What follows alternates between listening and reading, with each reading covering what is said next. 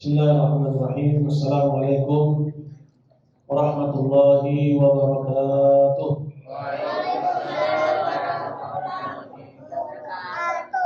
Innal hamdalillah nahmaduhu wa nasta'inuhu wa nastaghfiruh wa na'udzu billahi min shururi anfusina wa min sayyiati a'malina. May yahdihillahu fala mudilla lahu wa may yudlil fala hadiya lahu. Asyhadu an la ilaha illallah wahdahu la syarika lahu wa asyhadu anna Muhammadan 'abduhu wa rasuluh. Sallallahu alaihi wa ala alihi wa sahbihi wa man tabi'ahum bi ihsanin ila yaumiddin. Amma ba'du. Hadirin kaum muslimin, bapak-bapak, ibu-ibu, saudara-saudaraku sekalian, adik-adik yang saya muliakan, alhamdulillah. Pertama-tama marilah kita memanjatkan puji syukur kita kehadirat Allah Subhanahu wa taala yang telah melimpahkan kepada kita sekian banyak nikmat. Allah berikan kepada kita nikmat Islam, nikmat iman, dan juga taufik untuk menjalani ibadah yang Allah Subhanahu wa taala wajibkan di bulan yang penuh keberkahan ini. Salawat dan salam tidak lupa semoga tercurah kepada junjungan kita Nabi Muhammad SAW beserta keluarga beliau dan para sahabat beliau dan orang-orang yang tetap setia mengikuti jejak ajaran beliau sampai akhir zaman nanti. Pada hari ini alhamdulillah kita berada pada hari yang keberapa dia? Tahu nggak? Udah puasa berapa hari ini? Nah, yang ke 18, 19. Ada yang 19 dan 18 kali ya. Baik, yang penting apakah ya kita telah memasuki puasa yang ke-18 atau yang ke-19? Sama aja. Kesimpulannya bahwa sebagian besar penonton itu sudah ya, meninggalkan kita. Ya, itu Ramadan yang jauh-jauh sebelum kedatangannya masjid-masjid ramai, begitu juga para ustadz, para imam membimbing jamaahnya berdoa kepada Allah Subhanahu wa taala, Allahumma barik lana fi Rajab wa Sya'ban wa balighna Ramadan. Ya Allah, berikanlah keberkahan bagi kami di bulan Rajab dan Sya'ban, dan sampaikanlah kami ke dalam bulan Ramadan. Bulan Ramadan yang kita minta kepada Allah untuk disampaikan hari ini itu sudah pergi moha-moha, sudah meninggalkan kita sebagai muslim. Tentunya hal ini menjadi perhatian bagi seorang yang sangat mengidam-idamkan untuk mendapatkan keutamaan dan karunia yang besar yang Allah Subhanahu wa taala janjikan di bulan Ramadan. Karena dengan berlalunya Ramadan dan berakhirnya ya Ramadan, itu berarti berlalu pula dan berakhir pula musim-musim kebaikan. Ya, tentunya ini menyisakan rasa kesedihan ya, pada diri seorang yang mengharapkan dari Allah Subhanahu wa taala banyak keutamaan dan kemuliaan. Seperti misalnya dalam hadis kata Nabi sallallahu alaihi wasallam, beliau bersabda, "Idza jaa Ramadan." Apabila datang Ramadan, futihat abwabul jannah wa ghulqat abwabun niran. Apabila datang Ramadan, maka pintu-pintu surga Allah Azza wa Jalla buka. Maksudnya bahwa Allah Subhanahu wa taala mengobrol kepada kita ampunan. Wa ghulqat abwabun niran, dan ditutup pintu-pintu neraka. Allah Azza wa Jalla tidak marah dan tidak murka kepada hambanya. Sufidati syayatin, dan syaitan-syaitan itu pun dibelenggu. Artinya dorongan untuk maksiat, untuk durhaka itu kurang di bulan Ramadan. Nah, ini keagungan yang besar yang Allah Azza wa Jalla berikan kepada Ramadan. Berarti telah berlalu 18 hari darinya. Sehingga tidak tersisa apakah 11 atau 12 hari lagi. Begitu juga dengan berakhirnya Ramadan, berarti hilang pula dari kita kesempatan yang besar untuk mendapatkan keutamaan di malam Lailatul Qadar. Apa itu malam Lailatul Qadar? Yaitu kata Allah Subhanahu wa taala bahwa dia adalah malam yang lebih baik daripada 1000 bulan. Apa maksudnya? Anda ibadah di malam itu diganjar oleh Allah Subhanahu wa taala seperti orang yang ibadah selama 1000 bulan. Itu maksudnya. Artinya dengan amalan yang sedikit namun ganjarannya begitu berlipat-lipat besarnya. Bayangkan, ya, tentunya kalau seorang itu berpikir, maka dia akan merasa rugi dengan hilangnya Ramadan, dengan perginya Ramadan. Tapi siapa dari kita yang merasa rugi? Ya, akan kebanyakan dari mereka yang mengaku Muslim, ya justru sebaliknya. Lama banget sih puasa, udah hari ke-berapa sih kita? Ya, udah sekian hari lagi ya. Dengan sahabatnya pengen buru-buru lebaran. Hari ini mudah Allah Subhanahu wa taala. Dahulu para salafus saleh, itu pendahulu kita yang saleh, mereka mempersiapkan diri mereka sebelum Ramadan pada bulan-bulan jauh sebelum datangnya Ramadan. Itu mereka mempersiapkan dengan berpuasa sebagaimana dilakukan oleh Nabi SAW dari puasa-puasa yang sunnah. Kemudian ketika datang Sya'ban, kata Aisyah radhiyallahu anha, bahwa Nabi SAW tidak pernah berpuasa sebulan penuh lebih banyak seperti puasanya beliau di bulan Sya'ban, kecuali Ramadan.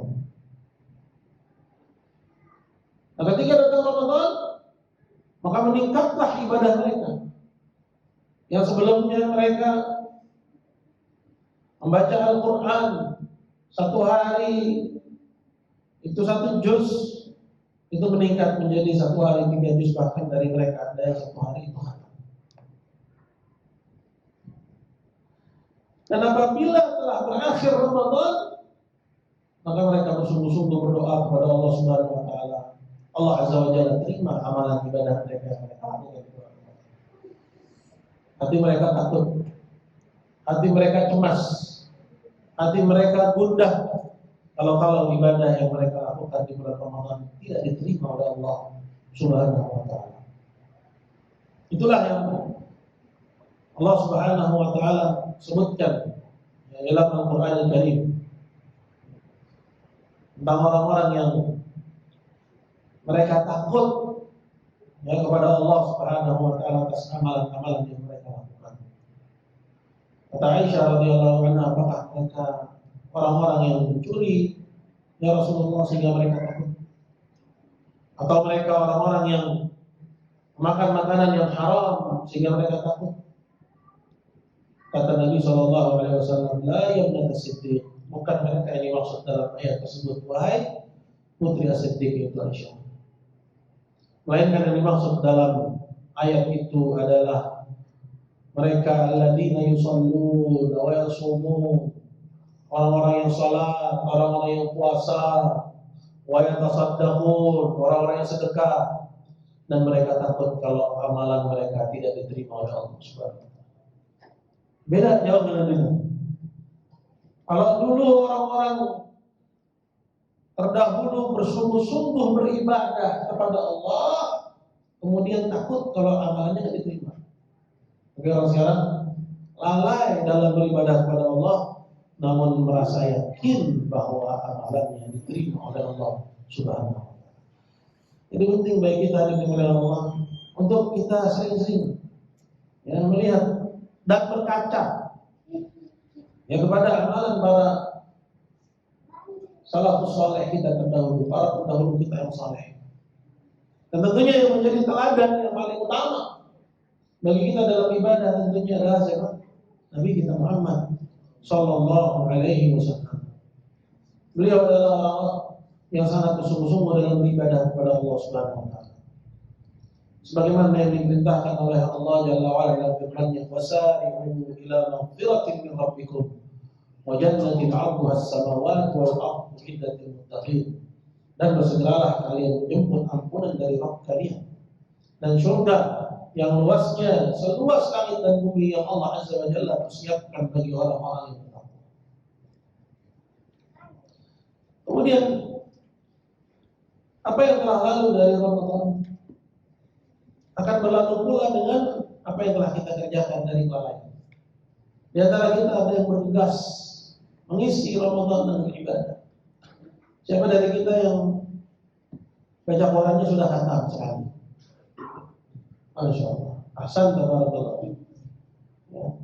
Berarti udah mulai masuk putaran yang kedua atau udah khatam udah. Putaran yang ketiga. Masya Allah. Masuk jangan. Ya. Berapa umurnya ya? 10. Masya Allah. Jazakallahu khairan barakallahu fiik. Namun di antara kita ada yang Qur'annya sudah 18 hari Ramadan dicolek pun juga enggak. Sallallahu alaihi wasallam. Ya. Dan di antara kita ada yang Al-Baqarah saja pun juga belum tamat. Maka apa yang berlalu dari Ramadan dengan kelalaian? Ya. Itu tidak akan kembali. Akan tapi yang dimuliakan Allah Subhanahu wa taala, kelalaian itu bisa kita tutupi. Bagaimana menutupinya? Dengan kita bersungguh-sungguh di hari yang tersisa di bulan Ramadan. Apakah 11 atau 12 hari ke depan? Dan tentunya ini bukanlah hari yang banyak.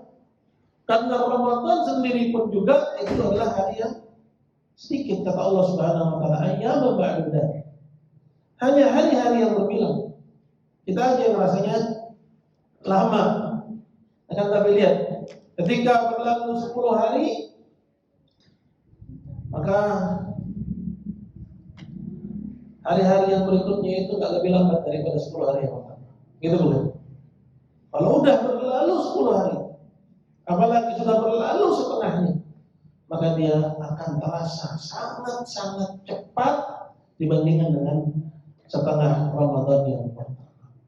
Maka tidak terasa tiba-tiba kita dapat di Ramadan itu sudah siap-siap meninggalkan kita. Padahal belum lama kita saling berkabar di antara kita akan kedatangan Ramadan. Saling bermaaf-maafan. Ya, akan datangnya Ramadan agar masuk ke dalam Ramadan dalam keadaan dia sudah bersih dosa kepada Allah dan dosa kepada sesama. Tapi tiba-tiba ternyata kita merasa Ramadan sudah siap meninggalkan kita. Maka hari ini dimuliakan Allah, manfaatkan ini waktu yang tersisa. Masih ada kesempatan 10 hari terakhir di bulan Ramadan. 10 hari terakhir di bulan Ramadan. Maka apabila kita gunakan 10 hari terakhir di bulan Ramadan itu, kita tambah apa yang lalai dari sholat kita, dari tilawah kita, baca Quran, dari sedekah kita, dari amar ma'ruf nahi munkar kita. Maka kata orang Arab, innamal a'malu bil khawatim. Maka jangan kita merasa berputus asa, karena sungguhnya amalan itu tergantung bagaimana penutupan. Tapi apabila kita melalaikan, ya, bila kita melalaikan yang tersisa dari waktu ini, maka kita tidak mendapatkan seperti yang dijanjikan oleh Nabi kita Muhammad SAW. Satu hari Nabi SAW naik ke atas mimbar, kemudian beliau naik ke tangga yang pertama. Mimbar Nabi itu ada 3 tangga. Nabi mengucapkan amin. Kemudian naik yang pertama, Nabi mengucapkan lagi amin. Naik yang kedua, kemudian Nabi duduk di yang ketiga. Nabi mengucapkan amin. Lalu para sahabat bertanya, ya Rasulullah, sesungguhnya aku lihat engkau mengucapkan amin sebanyak 3 kali. Ada apakah gerangan? Kata Nabi SAW, barusan datang kepadaku malaikat Jibril, mengabarkan kepadaku bahwa barang siapa yang ada 3 persoalan, memang kita sebutkan salah satunya, yang datang kepadanya bulan Ramadan, kemudian berakhir Ramadan dan dia belum diampuni dari dosa-dosanya, maka Allah akan jauhkan dia dari rahmatnya. Maka ucapkanlah wahai Muhammad amin, fakultu amin, maka aku ucapkan amin. Jadi didoain sama malaikat. Didoain sama malaikat. Orang-orang yang melalaikan Ramadan, orang tahu, alangkah banyaknya mereka. Kalau kita lihat tuh, ya keluar aja sedikit, ya wartegnya tutup, tapi banyak kaki-kaki di bawah, ya. Betul? Ya. Bahkan kalau nggak sedikit dari umat Islam yang nggak malu-malu nggak puasa di bulan Ramadan. Ya, ini ada kewajiban tanggung jawab bagi kita sebagai saudara seagama, saudara seiman, untuk menegur, ya, untuk berdakwah, untuk mengingatkan, karena itu bagian dari ibadah yang besar di sisi Allah Subhanahu wa Ta'ala. Karena itu mulia Allah Subhanahu wa Ta'ala. Maka orang yang melalaikan Ramadan hingga keluar dari Ramadan dalam keadaan dia belum mendapat ampunan dari Allah, maka Allah jauhkan dia dari rahmat. Dan itu didoakan oleh malaikat. Karena Nabi SAW adalah sebaik-baik teladan.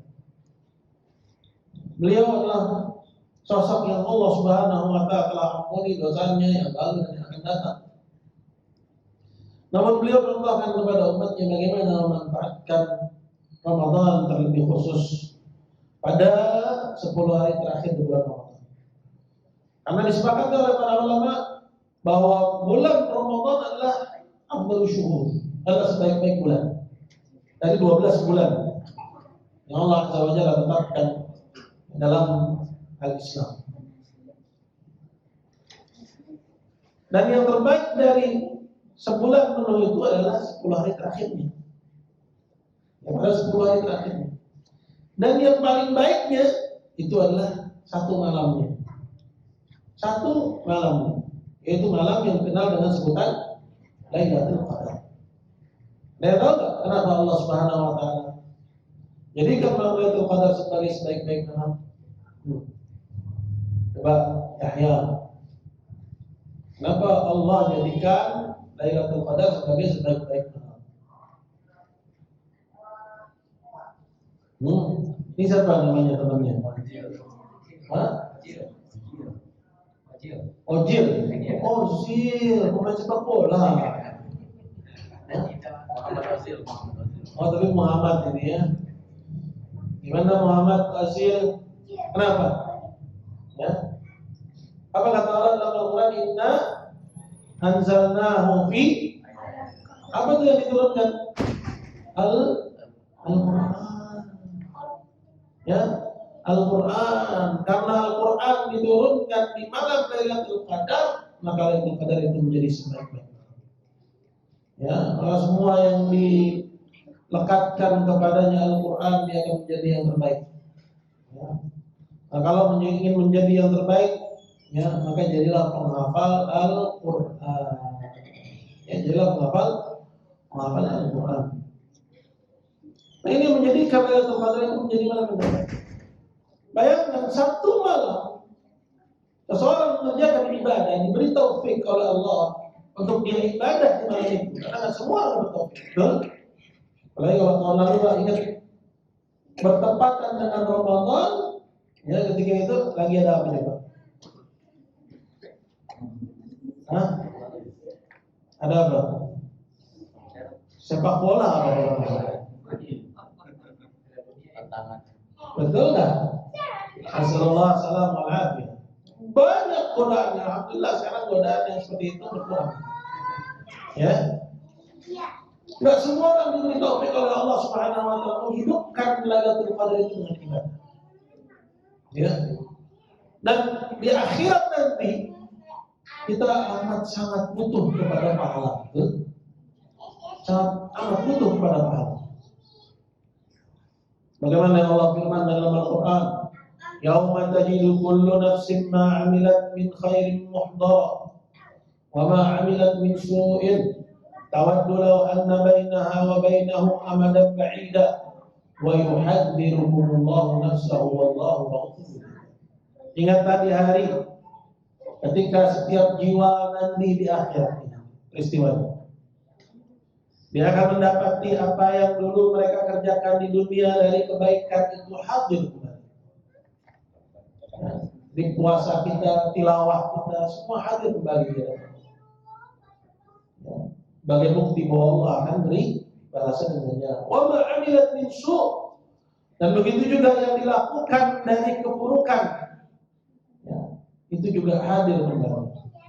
Tawaddu law anna bainaha wa bainahu amadan ba'id. Setiap jiwa saat itu berharap antara dia dengan dosanya itu ada jarak yang jauh sekali. Nggak mau dia menanggung dosa dirinya, apalagi dosa orang lain. Tawaddu law anna bainahu wa bainaha amadan ba'id. Wa yuhadzirukumullahu nafsahu. Dan Allah peringatkan kalian akan siksanya. Wallahu ghafurur rahim. Dan Allah Maha Pengasih kepada hamba. Ya, kalau bisa berlepas dari dosanya. Apalagi dosa orang lain dia nggak mau ditimpakan kepada. Pernah dengar kisah ruh dan jasad itu berdebat nanti di akhirat. Tubuh kita ini terdiri dari dua unsur. Yang pertama adalah apa? Jasad, dan yang kedua adalah apa? Adalah ruh. Nanti di akhirat kata Allah Subhanahu wa taala, masing-masing kita di sana nggak ada seorang pun yang mau disalahkan atas dosa orang lain, atas perbuatan orang lain. Semua kita akan membela dirinya, ingin menyelamatkan dirinya sendiri-sendiri. Seperti yang Allah firmankan dalam ayat Al-Quran, yauma yafirrul mar'u min akhihi wa ummihi wa abihi. Ingatlah di hari ketika seorang lari dari bapaknya, dari istri dan juga dari anaknya. Setiap kita nanti di akhirat nanti punya urusan yang menyibukkan dirinya sendiri-sendiri. Apa itu? Amalannya. Dia akan sibuk dengan amalannya sendiri-sendiri. Ya. Nah begitu juga sampai yang namanya roh kita dan jasad kita itu nanti dia akan bertengkar. Ada nggak kisahnya? Yang disebutkan oleh Ibnu Abbas, ya, dan dimuat oleh Imam Tabari dalam tafsir. Pada firman Allah Subhanahu wa taala, yauma ta'ti kullu nafsin tujadilu an nafsiha wa tuwaffa kullu nafsin bima kasabat. Ingatlah di hari ketika setiap jiwa itu akan membela dirinya sendiri-sendiri. Tujadilu an nafsiha, dari orang lain. Tidak mau ditimpakan dosa orang lain. Semuanya membela dirinya dan semua pengen dia yang salah. Waktu wafat kullu nafsin bima kasabat, dan setiap jiwa akan dipenuhkan balasannya sesuai dengan perbuatan. Disebut oleh Ibnu Abbas, ya, bahwa Nabi SAW ya bersabda bahwa di akhirat nanti antara ruh dan jasad kita itu akan bertengkar. Kata ruh, ya Rabb, ya, aku ini bukan apa-apa tanpa dia. Ini kita persingkat aja ya. Aku ini bukan apa-apa tanpa dia. Aku tidak punya mata. Aku tidak punya telinga. Aku tidak punya tangan, tidak pula punya kaki. Sampai engkau datangkan dia, sehingga karena dia aku melihat yang haram. Karena dia aku memegang yang haram, memakan yang haram, mendengar yang haram, berjalan di tempat yang haram. Ya Rabb, timpakan kepada jasad adab 10 kali lipat dan selamatkan saya. Ruh Anda bertengkar dengan jasad Anda. Ya. Jasad begitu enggak terima. Kata jasad, ya Rabb, aku ini bagaikan kayu mati. Aku memang punya mata, aku punya telinga, punya tangan, punya kaki. Namun semua itu mati sampai engkau datang ke dia. Sehingga gara-gara dia, mataku melihat yang haram, telingaku mendengar yang haram, mulutku makan yang haram, tanganku berbuat yang haram, dan kakiku melangkah ke tempat yang haram. Ya Rabb, timpakan kepada ruh siksamu 2 kali lipat dan selamatkan saya. Semua pengen dirinya yang salah. Maka Allah Subhanahu wa taala permisalkan kepada mereka berdua 2 orang. Yang satu buta, nggak melihat. Yang satu lagi lumpuh. Dan mereka ada di satu kebun yang penuh dengan buah. Si buta melihat buah. Si buta, ya, si lumpuh melihat buah. Tapi dia nggak bisa menjangkaunya karena lumpuh. Ya. Si buta nggak melihat buah, namun dia bisa menjangkaunya karena mereka kerjasama. Maka mereka keduanya bekerja sama, sehingga ya mereka pun akhirnya bisa mengambil buah tersebut. Kemudian Allah bertanya, maka kepada siapakah dari kedua orang ini yang mendapatkan siksa? Maka kata Allah, fa'alaikum al-'adzab, maka kepada kalian, ya, roh dan jasad berlaku azab dari Allah Subhanahu wa taala. Intinya dari kisah ini ada yang dimuliakan Allah Subhanahu wa taala. Jangan sampai kita menyesali, karena Ramadan belum tentu datang ya esok hari. Tidak ada seorang pun dari kita yang menjamin bahwa Ramadan tahunnya akan datang ini masih ada.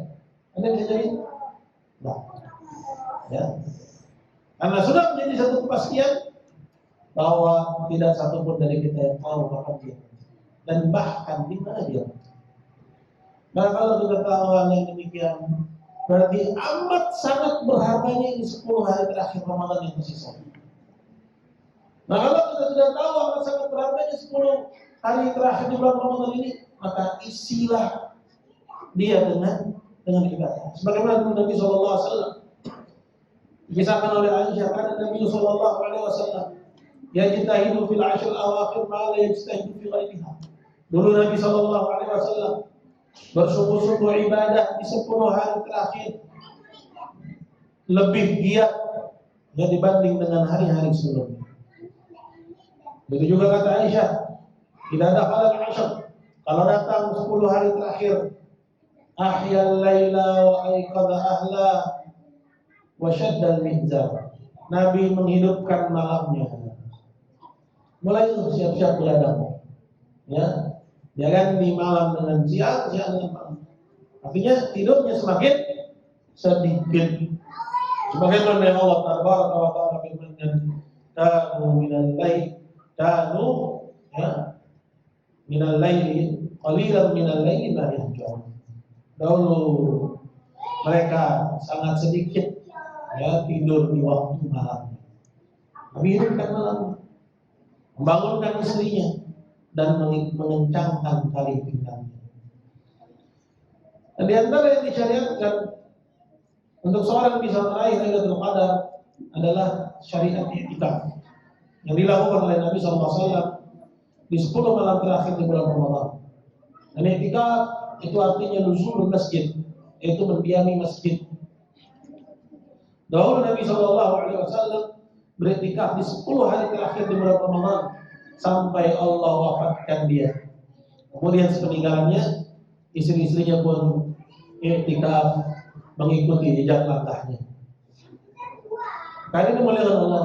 Karena siapa yang mengerjakan ibadah dan memanfaatkan kesempatan yang besar dan mengharapkan kepada Allah ganjaran, karena ihtisab itu penting. Dalam hadis kata Nabi SAW, "Man qama Ramadhana imanan wa ihtisaban." Orang siapa yang mengerjakan sholat malam dengan dasar iman dan dia mengharap ganjaran. Begitu juga puasa. Orang siapa yang puasa Ramadan ya, dengan iman dan dia mengharap ganjaran. Jadi jangan lupa, harus kita kerjakan ibadah itu dengan maksud mengharap balasan dari Allah Subhanahu wa taala. Dialah yang mendapatkan ganjaran. Kata Nabi SAW, "Ghufira lahu ma taqaddama min dhanbihi." Maka diampunilah baginya dari dosa-dosanya yang telah lalu. Gimana ingat? Jangan dengan berakhirnya Ramadan seseorang berniat untuk mengulangi dosa dia yang dulu dia kerjakan sebelum Ramadan. Gimana banyak yang dilakukan oleh sementara orang. Apa-apa deh, Ramadan kita off dulu katanya. Nggak terima order. Ntar selesai Ramadan buka lagi. Sallallahu alaihi wasallam. Nah itu pertanda bahwa Allah Tabaraka wa Ta'ala tolak ibadahnya di Ramadan. Barang siapa yang dengan berakhirnya Ramadan dia berangan-angan untuk kembali mengulangi dosanya sebelum Ramadan, itu pertanda bahwa Allah tolak ibadahnya di bulan Ramadan. Kenapa gitu? Karena Allah Azza wa Jalla berfirman, "Innama yataqabbalullahu minal muttaqin." Allah hanya menerima dari hamba-hambanya yang bertakwa.